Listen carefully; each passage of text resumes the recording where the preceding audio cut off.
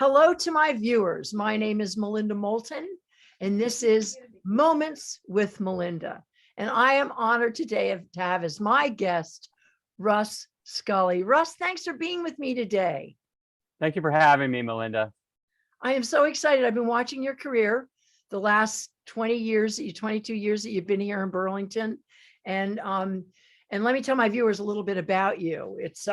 You have been called a visionary, developer, windsurfer, snowboarder, documentarian, and the list goes on and on and on. But I would call you a serial entrepreneur. Would that be accurate?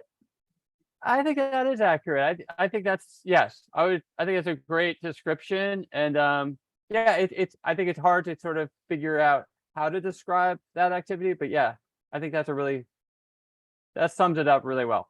Well, you've described yourself in the great Joyce Marcel article that she wrote for Vermont Business Magazine, fabulous article.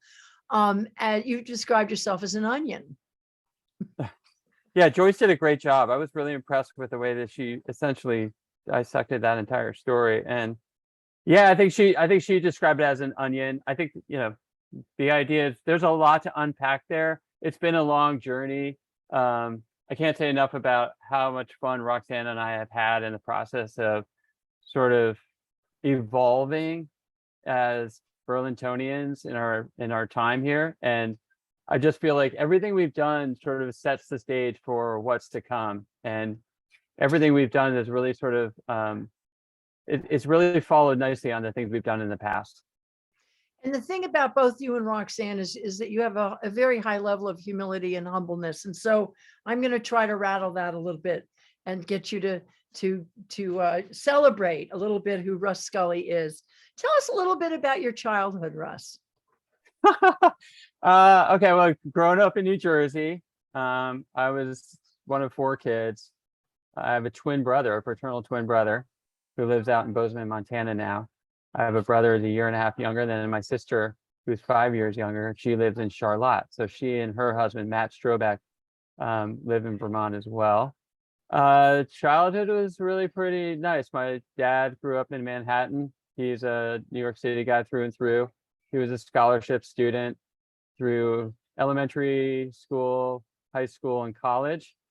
He's really a self-made man. I mean, I think that a lot of the success that I've been able to benefit from really came from all the hard work that he did initially, and which taught us a lot. We grew up in a family that we certainly had a nice life, but it's nothing in comparison to the way some of us live today. And all in all, it was a wonderful childhood. Ultimately, late into high school, I got into surfing, and that really sort of set a new direction for everything I did since then. But you also were, at a young age, you were a golf caddy. Yeah. And so your childhood was typical. It was a happy childhood. And your parents are still alive, and they must be so proud of everything that you've done. Yes, they are. Yeah, absolutely. Yeah, they definitely are. They're living down in Florida now, so we don't get to see them all that often, but they have come up. They got a chance to visit Hula not too long ago. Anytime they're in town, they love making a reservation at Spa on the Dock. So they're a big fan of the restaurant, and yeah, they're big fans of everything we've done so far. And having your sister here must be really cool too. It's great. It's really special. Yeah. So tell my viewers who had the greatest influence on you in your life to be where you are today. Oh, that's a great question. I mean, there's really some people that it comes down to coworkers. I think one of the things that we're really missing out on with all this work from home stuff is just the influence you get from people you work with. And that's where some of the most amazing inspiration for me came from colleagues and people throughout my, and I all kinds of jobs. It doesn't matter what it was. My first job when we moved to California was delivering pizza. And I can tell you, there were some people that I met at Domino's who I still reflect back on today as really innovative people. And then I got really into the graphic design world, and I met some incredible designers who inspired me immensely to just in terms of creativity, in terms of graphic design, and everything I did in those days. And then, there were just some really bright people. The people who inspire me the most are the people who just show up to work every day that are just so positive, so intelligent, and just so boundless in terms of creative capability that, you just realize that they have a superpower that just gives them the opportunity to do amazing things every day, no matter what obstacles they may face. Was there anybody in particular in your childhood, though, who had an influence on you, a special teacher or a relative or someone who kind of gave you this internal spark to have the courage and the strength to go out and, do the things that you do? I would love to say yes, but I mean, my dad was certainly a great inspiration. He did some great things. He's really the guy who got me interested in investing, and particularly in small startup companies. So a lot of my enthusiasm in the investment world that we live in it through Hula today really comes from him.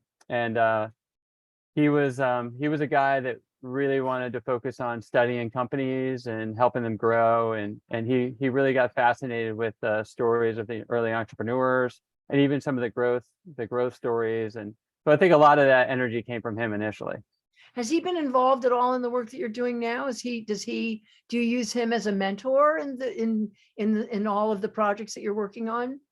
Certainly a little bit, but he's really focused on public companies now, and he's focused on some sectors that are a little less interesting to me.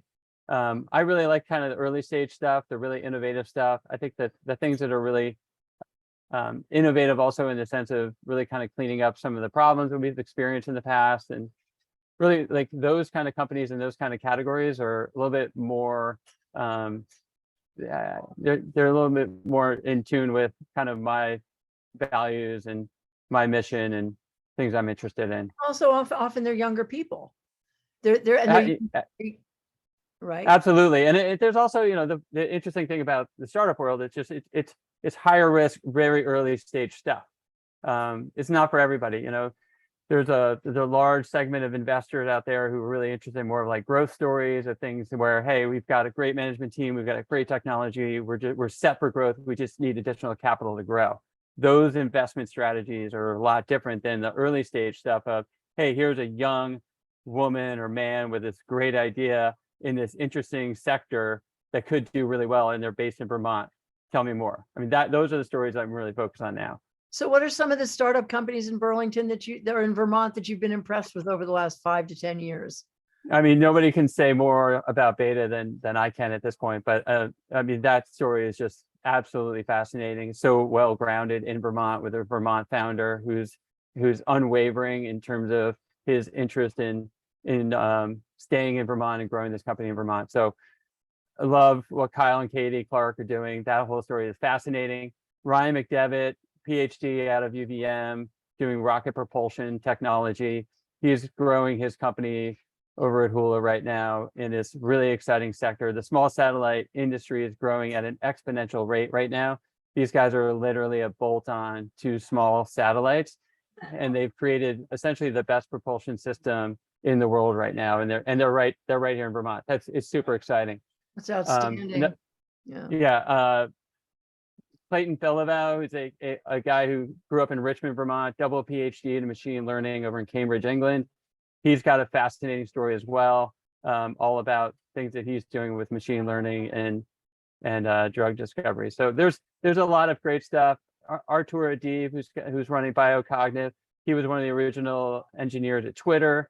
He wrote the Firefox browser early at Beta, doing their aviation software, and now he's doing incredible AI work around with blood samples, trying to detect health issues related to your blood. So it's good. I mean, the one thing I was worried about was like, when I talked to Rob Lair, is really my right arm guy at Hula, who really kind of helped to make the whole investment arm happen.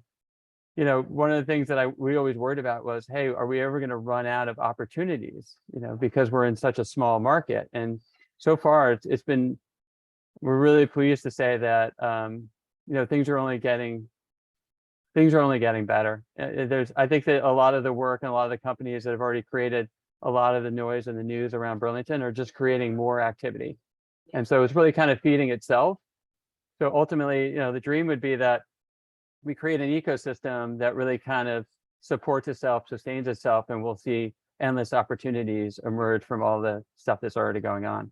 And Vermont has been sort of a petri dish for the last 30, 40 years of people who have come to Vermont, certainly in my generation, who fled to Vermont to be homesteaders, who started incredible businesses that have really changed the world. I mean, Vermont, there's something about Vermont, maybe it's the water, that creates these extraordinary human beings and who are really setting the stage, and you're one of them. One of my favorite startups would be Mamava. As a woman, I just thought that was such a brilliant idea. So you have had so many accomplishments. What is your greatest pride and joy of all of your accomplishments, Russ? I think raising 2 kids, honestly, is probably my greatest pride and joy. I mean, we're still working on it. They're 19 to 21, and I feel guilty sometimes a little bit that they had to kind of grow up in this small town with their parents kind of in the news once in a while. That can make it a little bit challenging. So it's always good for Roxanne and I check in with them to make sure that they're grounded and feeling good about everything. But yeah, that's huge. I mean, that was great. And obviously Burlington, one of the reasons Burlington is so attractive is because it is such a great place for these kids to grow up. And I know our 2 kids had a blast, and they're still really close with all their Burlington high school friends, even though, they're kind of on their college paths now. They still love coming back home and reconnecting with all their friends here. So talk to me a little bit about Roxanne. I want to recognize her as your wife and your business partner who's been by your side through all of your incredible successes. Share a little bit about your relationship and Roxanne and your life with her. Yeah, I would love to. Well, so next week we're coming up on our 25th wedding anniversary. We've known each other for 33 years now. We both graduated from St. Lawrence University over in New York in 1991. And yeah, she's been my life partner. We complement each other really well. We've been on this journey together for a long time. She's doing amazing work right now in sort of consciousness, mind, body, and spirit. She's going through her teacher accreditation program to become a meditation coach. She's starting to do a lot of that over at Hula right now. So she's building her client list of people that come in and practice meditation with her. She's also doing some really nice general counseling with people who just really love having a chat and just trying to figure out where they're going in their life, and just discussing like any sort of, she's got an open door amazing policy at this little office that she has at Hula with just 2 chairs. It's perfectly set up for her. It's 2 chairs, the door's open, people can come in and talk about whatever they want to do. And she's been an incredible coach and inspiration to a lot of people who can come in and either feel a little bit misguided or just need some help in terms of direction on wherever they're going, wherever they want to go, whatever they want to talk about. And obviously, I from time to time, I'm certainly one of those people that gets a lot of that kind of direction and advice. So I definitely see myself more as sort of in the forefront in our relationship. She's a little bit more background, but again, the 2 of us complemented each other really well. There's no way we could have done any of this stuff if we didn't do it together. And just, having her support to provide the necessary like confidence to do a lot of things we've done has been really immeasurable. That's fantastic. Beautiful story. Beautiful story. So listen, tell us a little bit about Hula, this new project. And I know it's been written up a lot, but talk a little bit with my viewers about the inspiration for the building, purchasing this extraordinary piece of property, the Blodgett Oven property, and what went through your mind when that came on the market, and then the visioning for what is an extraordinary project that you created down there on the waterfront. Yeah, there's a lot to tell there, but I'll unpack it pretty quickly here. I mean, for a long time, I started Scully Interactive in 2000, building websites, and I still build websites today. It's one of my passions, honestly, is trying to stay involved in coding and programming, and for lots of various reasons. But one of the things that was happening in that era was there was a big .com boom that was going on the West Coast in particular, and there was a lot of really interesting companies that were attracting a lot of attention. And one of the things that they were doing to help attract staff and retain staff was really creating these ecosystems, these campuses of where people would come to work and they would have this amazing experience at work of everything they would need, from work lifestyle, play lifestyle, social lifestyle, and everything else. And the idea of, so at some point, living in Burlington, I was like, wow, there's a little bit of FOMO going on in terms of like, hey, are those of us in the technology space in Burlington missing out on a bigger picture that might be happening in Silicon Valley? So I was like, what we really need in Burlington is something of a comparable type campus to really sort of compete with the attractive lifestyle stuff that they were building out there. So I always thought that if we had the right location, which essentially the Blodgett oven space has, if we had the right location, we could build a community there. We could build an environment there that would really help us to retain and attract employees for technology companies. It really served, it was ideal for setting up a technology campus and then building out the lifestyle that we felt would be incredibly helpful in attracting What is talent. that lifestyle? Explain that lifestyle. Yeah, good question. Yeah, so I mean, what's great about that property is obviously it's right on the water, right? It's also sandwiched between the water and the bike path. It's just south of downtown. So here's this great opportunity to create a lifestyle where you're not only just showing up to work and going home every day, you're showing up to work, you're getting outside, you're getting onto the water, you're active, you're mobile. The idea of this 9-to-5 work schedule obviously is something that's like well in our rearview mirror at this point. So people want to work when they're feeling inspired and motivated, and then they need to take a break. And when they take a break, they want to recharge. And the best way to do that is get outside, go connect with whatever it is you want to do for an hour or two, but let's make it accessible to you. Let's make it easy for you to do. You can walk out of hula, walk down to the surf club, jump into a changing room, throw on a pair of shorts and go out for a paddle, go out for a windsurf, come back in, shower, do the whole thing in reverse and get back to your desk within an hour and a half. So we've made it really, really easy and accessible for people to bounce out of work and just, get some kind of recharge going whenever they need to. Well, Russ, it's a beautiful building and it's environmental. Brenda Alvarez was involved. You had an incredible team. I went down there for a couple of events, and I want to talk a little bit. So many of my viewers have visited your restaurant, The Spot, and there are 3 of them now. There's one on the waterfront, Shelburne Road, and my favorite is the one at Hula, which I had just learned about a couple of weeks ago, and it's actually my favorite because I love it down there. But share with us a little bit about your new venture, the Burlington Bank, which yesterday was just announced that you're open for business. Share a little bit about how you got involved in that project.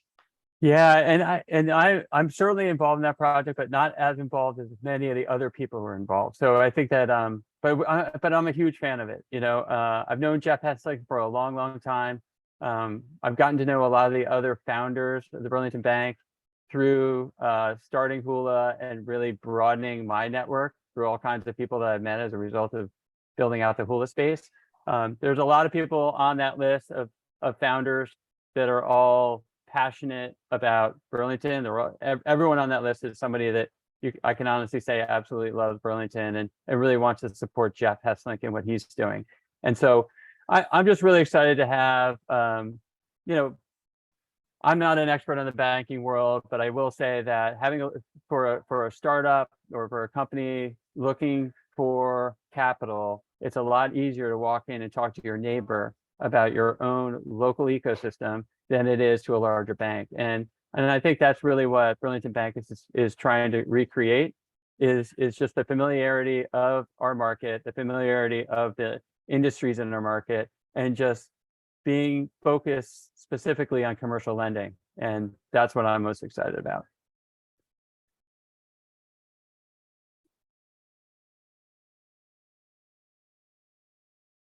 All right. Well, I know that you have your fingerprints all over that project. And it's very exciting because we don't have, because that's something that was really important to so many of us in the past, was the feeling of a local bank that you could go to and get a business loan to do some of the startups that you wanted to do. So I'm just excited that you're involved in whatever level you are. But thank you for that. So hey, Russ, what's next for you? Come on, what's your next big thing? Share it with me. We've done a lot so far. It's a very valid question, but I feel like there's definitely this sort of thought process of like, okay, they've done this big project, so what are they going to do next? Well, we might just sit back and enjoy and just focus on the things we've already created, because we got to make sure we're not chasing shiny objects and forgetting all about all the amazing stuff we've already created. The stuff we've created still needs our full attention. And so that's one of the things that I'm very careful about taking on new stuff, even though it's a bit of a disease for me, honestly. I think that it's really difficult for me not to constantly want to do something new. But at the same time, I'm trying to be very conscious of what we already have, how amazing the things we have already are, and how necessary it is to really maintain some focus and energy and presence on what we've already started. And so that's what I'm really trying to do now, is just check in with all the amazing people. I mean, one of the things that the reason I feel like we've been as successful as we have is because we've got incredible people running all the different businesses that we've started, and they're doing it with the attitude of ownership, and it feels great. They feel like owners, they act like owners, it's invaluable for Roxanne and I to have some people who can run the day-to-day operations and do it in a way that the same way we would if we were there. So for me, it's really important that I take the time to check in with everybody that's working for all these different companies, and just making sure that they get our attention, they get some of our time, and that they have what they need to continue to be successful. But if you're going to ask me what's new, Go ahead. the other project we're trying to figure out is, we're really involved in this idea of trying to create some residential opportunities in the zoning of Burlington in the South End. Particularly, we've got a parking lot property that we purchased from Bobby Miller a few years ago, and we bought it because we needed essentially to we were desperate for parking when we created Hula. We absolutely needed we were expecting large densities in terms of numbers of people in the building, particularly because all of this planning occurred pre-COVID. So we were expecting to see something like 500 to 600 people in the building every day, and we just didn't have the capacity on site to park those cars. So that put us in a position to really, need to control additional parking, which led us to the purchase of the Bobby Miller parking lot on Lakeside Avenue. Since then, everything's changed, and COVID's really had some silver linings, as we all understand. And one of them is that the fact that people don't come to work as often means that now all this parking lot space becomes more opportunistic for other uses. So we really see the opportunity, and we all recognize, I think what's great about what's happening right now in Burlington is, I think everyone can agree that we've got a shortage on housing. And so we're really trying to figure out, well, where does it make sense to build housing? And fortunately, there's not a lot of people who are adamantly defending parking lots. Parking lots is a ripe target location for building additional housing, particularly with fewer people driving to work. So what we're really focused on now is this 6-acre parcel on Lakeside Avenue that we're hoping to build up to 500 to 600 residential units. Wow, that's so exciting, Russ. Now, listen, have you ever considered running for public office? I'm sure people have asked you. Has that ever crossed your mind? No, wow, no one had asked me, but I will say this. I'm a huge fan of Moreau's. I give that guy a lot of credit. I think it's harder and harder these days to even consider running for public office, because essentially you give up obviously a lot of privacy, but you've got to have really thick skin.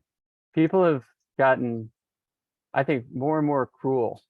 As it's a cruel, hard landscape, and I think that it takes a particular person to really put themselves out there now. It's not an easy job.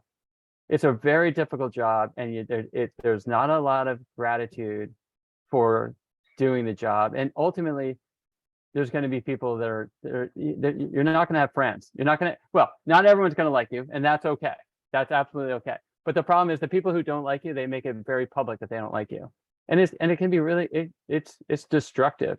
So, I mean, in short, I think it's going to be hard to recruit people who want to run for public office. I think that I think it's a really difficult job. It's certainly one that I wouldn't be interested in. I really see myself as more of like a I still see myself as an entrepreneur. I still see myself being able to make change through, creating business opportunities. I think that's sort of the best use of my skill set. And, I think other people are better suited to run for office and serve the public. Well, you're kind of a sensitive guy, and I'm the same way. People have asked me, and I'm like, I couldn't handle it. Yeah. If somebody was mad at me, it would be a tough go. So I think you're a little bit like me that way. So let's talk about very quickly. We only have 5 minutes left on our show. You love the outdoors, and you especially love the ocean. So what is your prognosis for humanity with the impending climate crisis? Oh, good question. I mean, so one of the things that would be interesting to bring up, obviously, is, so to answer that question, I'm going to tell you a little bit about this conference that we started about a year and a half called Sea Change.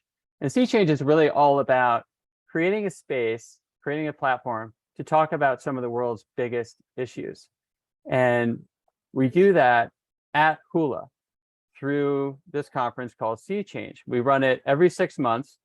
So it happens in March and September every year. We bring in some incredible, thoughtful speakers to talk about a list of topics that we basically select ahead of time. But they're large topics. And the first Sea Change event that we did was really focused on climate change. And so what we're trying to do is just highlight a lot of the innovation that's occurring in the world right now to help not just reverse climate change, but also sort of displace some of the technologies that are contributing to global warming and other issues with the planet. And so, with sort of the startup DNA of the Hula ecosystem, we feel like we have a really nice opportunity to highlight some innovative thinking that's really going into helping to deal with climate issues and other, large global issues. That's an extraordinary conference. And I'm sorry I haven't been able to participate, but now that I'm repurposed, I'm going to take the time to do that. And you certainly are doing your best to help fight the climate issue.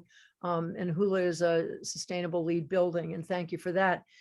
So what do you think about the state of our country and the future of our democracy? And tied to that, what advice do you give to your boys about living a good life and being a responsible human? Oh, good question.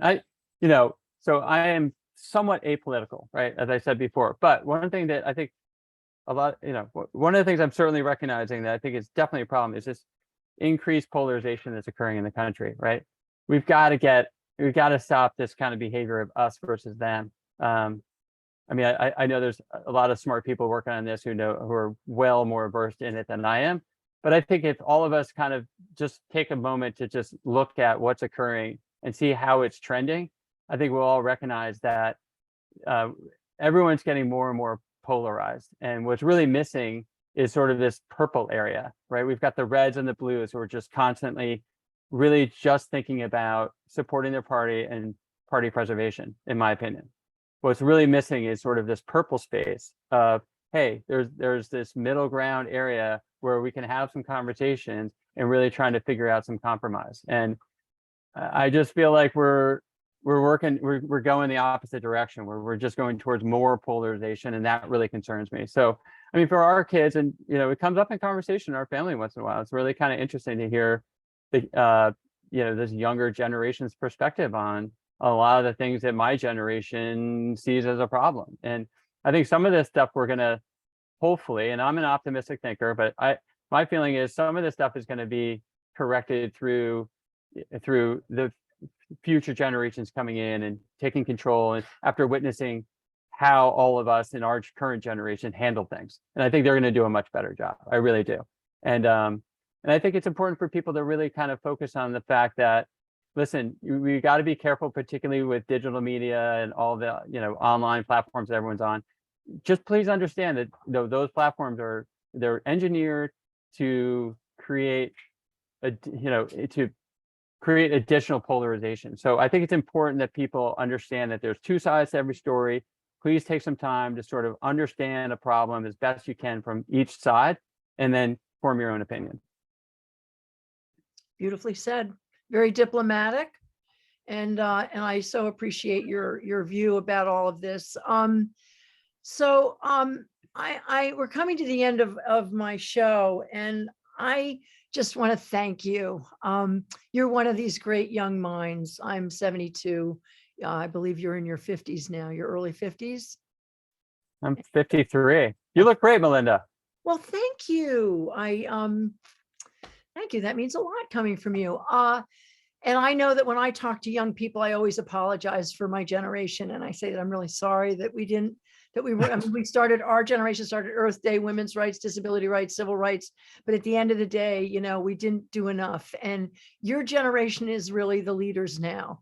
And I admire you for all that you have done and all that you have brought to the world of all of us in Vermont. You have changed the way that we see things, the way that we taste things, the way that we see things, and the way that we think. And you're not just transforming our economy and our state, you're also transforming minds. And you're one of those young entrepreneurs who has a way, and you're so humble and so human, Russ, and you're close to the earth. And for that, I thank you. And I really appreciate you being on my show, man. I've wanted to get to know you a little bit more over the years. And this is a great opportunity for my viewers to know who Russ Scully is. So I want to thank you for your time. Wow, Melinda, I mean, that means a lot. And honestly, I'm kind of flattered. I'm blushing a little bit, but it's really nice of you to say. That's a lot to live up to. And, you know, I hope that I hope I meet the expectations that you have for me, maybe other people have for me. But I'm very flattered. I really am. I mean, I feel like, you know, I honestly feel like I'm just a regular guy, right? Just trying to wake up every day and do what's right and kind of try to help make things a little bit better. And we're doing that in the most obvious way we can, you know, through doing the things we're capable of doing. And I feel like we've had a lot of capability lately and capacity lately to do some really transformative projects. And I'm so proud and happy that we're able to do those right here in our hometown, where we get to see the benefit of some of the stuff that's happened, and you get to participate. I mean, we get to actually live the day-to-day of, you know, the restaurant, of Winning Waves, of Hula, of Sea Change, of everything that's going on in Villa Playa Maria in Puerto Rico. And it's a great lifestyle. I feel very, very blessed. I really do. I feel very, very fortunate. And I try to, you know, make sure I sit and visit with that daily, to just recognize, like, not everyone has kind of the opportunity that we've been given. And so trying to make the most of it and trying to do the right thing and trying to live the best life possible. Will you share that goodness with all of us? And for that, I thank you, Russ. So to my viewers, this has been a great half hour with Russ Scully. And Russ, I'm going to ask you to stay on after I stop the recording. But for my viewers, thank you for joining us today. And I will see you shortly. Have a great day.